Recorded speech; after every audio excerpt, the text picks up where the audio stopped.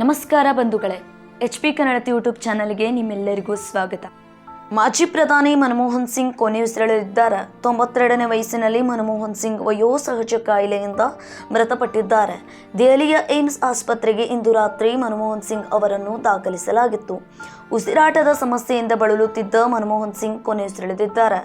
ಆಸ್ಪತ್ರೆಗೆ ಸೇರಿಸುವಾಗಲೇ ಅವರ ಸ್ಥಿತಿ ಚಿಂತಾಜನಕವಾಗಿತ್ತು. ಆದರೆ ಚಿಕಿತ್ಸೆ ಫಲಕಾರಿಯಾಗದೆ ಮೃತಪಟ್ಟಿದ್ದಾರೆ. ಮನಮೋಹನ್ ಸಿಂಗ್ ಅವರು ನಿಧನದ ಗೌರವಾರ್ಥ ರಾಜ್ಯದಲ್ಲಿ 7 ದಿನಗಳ ಶೋಕಾಚರಣೆ ಘೋಷಿಸಲಾಗಿದೆ. ಜೊತೆಗೆ ನಾಳೆ ಸರ್ಕಾರಿ ರಜೆ ಘೋಷಣೆ ಮಾಡಲಾಗಿದೆ. ಎಲ್ಲ ಸರ್ಕಾರಿ ಕಾರ್ಯಕ್ರಮಗಳನ್ನು ಈಗಾಗಲೇ 1 ವಾರಗಳ ಕಾಲ ರದ್ದು ಮಾಡುವುದಾಗಿ DCM DK ಶಿವಕುಮಾರ್ ಅವರು ತಿಳಿಸಿದ್ದಾರೆ. ಮನಮೋಹನ್ ಸಿಂಗ್ ಅವರು ತಮ್ಮ ಶಾಂತ ಸ್ವಭಾವ ಹಾಗೂ ಆಳವಾದ ಜ್ಞಾನ ಮತ್ತು ಅಪ್ರತಿಮ ದೃಷ್ಟಿಕೋನದಿಂದ ದೇಶದ ಆರ್ಥಿಕತೆ ಹಾಗೂ ಆಡಳಿತವನ್ನು ಹೊಸ ಎತ್ತರಕ್ಕೆ ಕೊಂಡೊಯ್ದಿದ್ರು. ಇದೀಗ ಮನಮೋಹನ್ ಸಿಂಗ್ ಅವರು ಇಹಲೋಕ ತ್ಯಜಿಸಿದ್ದಾರೆ. ಇದೇ ಕಾರಣಕ್ಕೆ ನಾಳೆ ರಾಜ್ಯಾದ್ಯಂತ ಸರ್ಕಾರಿ ರಜೆ ಘೋಷಣೆ ಮಾಡಲಾಗಿದೆ.